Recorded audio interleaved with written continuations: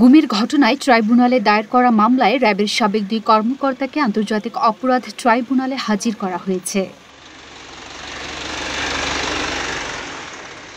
সোমবার বেলা 11টার দিকে ওই 2 কর্মকর্তাকে আন্তর্জাতিক অপরাধ ট্রাইব্যুনালে হাজির করা হয়। অভিযুক্ত র্যাবের 2 কর্মকর্তা হলেন সাবেক পুলিশ সুপার মহিউদ্দিন ফারুকী ও বরিশাল রেঞ্জের অতিরিক্ত police super আলিপুদ্দিন।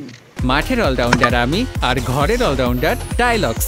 টাইলক্স toilet cleaner, clean মানেই টাইলক্স।